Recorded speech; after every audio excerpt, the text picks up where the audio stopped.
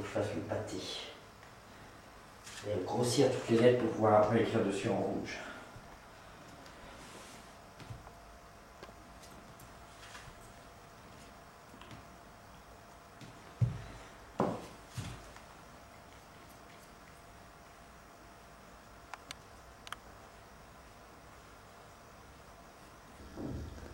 Alors le choix du rouge en fait c'est... Ben non, c'est que... alors là c'est une vraie question en fait. Mais il y a deux réponses. Par rapport à la Chine, le choix du rouge, il me semblait évident, rouge et blanc, parce que c'est les couleurs de la Chine, machin truc et tout ça. Et qu'il y a beaucoup de calligraphie en rouge et blanc. Maintenant, avant ça, toute cette histoire de graffiti écrit avec des bandes machin, parce qu'un jour avec Ramdan on se baladait sur une autoroute, et sur le long de l'autoroute, il y avait ces espèces de trucs en béton gris dégueulasse, pour empêcher de tomber de la montagne, je sais plus où on traversait je sais plus quelle montagne, et sur la route Napoléon, là je sais plus, bref. Et donc il y avait écrit en rouge, et avec un fond blanc pour que les lettres se voient, il y avait écrit un truc. Donc du coup j'ai adoré ça, mais après la vraie raison, ça c'est la raison formelle pour laquelle tout d'un coup je me suis intéressé au graffiti, ce que j'appelle moi le graffiti historique, c'est-à-dire le graffiti qui est le vrai graffiti, qui n'est pas le graffiti américain. Et après en fait, quand mon ex-femme a été la personne qui m'a vachement poussé à me mettre à peindre, et quand elle m'a quitté, enfin à un moment elle s'est mise à faire des grandes peintures que moi je rêvais de faire des grandes peintures, j'y arrivais pas.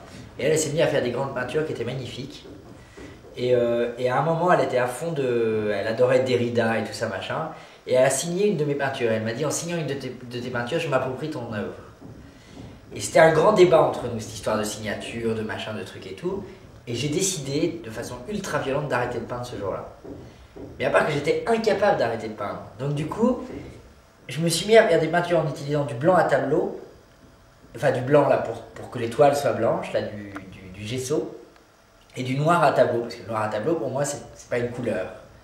Et donc j'ai peint pendant quelques années avec du noir à tableau et du gesso.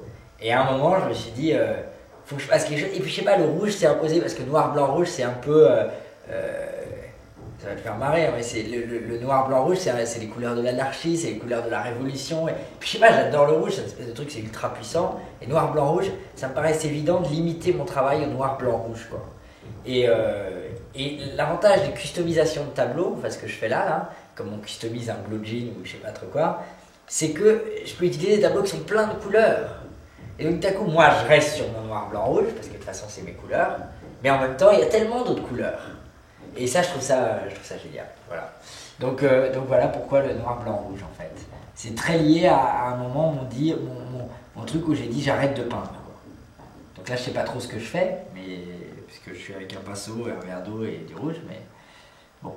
Et c'est vrai que dans une peinture comme celle-là, c'est Mao, tu vois, et je pourrais dire un truc politique ou machin.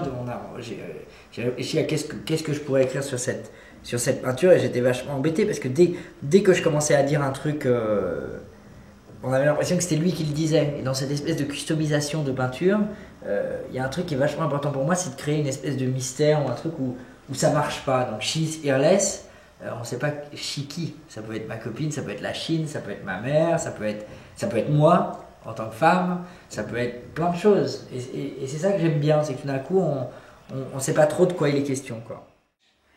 Ben ouais, je me cache, évidemment je me cache. Parce que ma génération, elle est pas c'est pas cool d'être cultivé. C'est super pas cool, genre t'as fait quoi hier? Ouais, j'ai lu un livre, c'est quand même vachement plus cool de dire j'ai vu une merde américaine, ah ouais, qu'est-ce qui s'en prend plein la gueule, super. J'ai lu un livre, tout d'un coup, putain, il va falloir parler pendant des heures de pourquoi, comment, machin, c'est chiant, c'est hyper chiant, ça nous emmerde. Et je fais partie de cette génération-là, donc évidemment, moi j'ai de la culture, enfin évidemment, j'ai de la culture, je lis tout le temps, en même temps j'ai une culture littéraire. Aujourd'hui, la culture politique est peut-être plus importante que la culture littéraire, la culture mondiale, la culture... Je vois mon pote Ramdan, il a une culture du monde. Moi, j'ai été dans pas mal d'endroits, ceci dit, grâce à lui d'ailleurs. Mais je lis pas de journal, je regarde pas la télé, par choix. Et parce que je trouve que tout est des conneries et que rien ne vaut que par le savoir, son savoir à soi. Enfin, je veux dire ce qu'on a vu. Après, les livres, c'est le savoir de quelqu'un d'autre auquel on est confronté. C'est pas comme dans des journaux où on y raconte une histoire. Donc après, est-ce que je me cache? Ouais, je me cache parce que je veux donner l'impression que tout est hyper facile et tout est hyper accessible. Et après, si on fouille, on peut trouver des choses. Et ça me plaît beaucoup qu'un truc qui a l'air compliqué au premier abord et genre putain non il va falloir l'horreur. Moi Guy Debord j'adore mais j'adore simplement pour une chose, il a écrit un titre qui s'appelle La Société du spectacle. C'est bon, est-ce que j'ai besoin de lire le livre? Peut-être, en l'occurrence j'ai essayé de le lire 15 fois mais ça m'a fait chier. Ça m'a fait chier parce que c'est chiant, c'est putain de chiant, ça dit rien. Ne travaillez jamais, ça résume tout, c'est super, ne travaillez jamais. On sait même pas si c'est lui qui l'a écrit.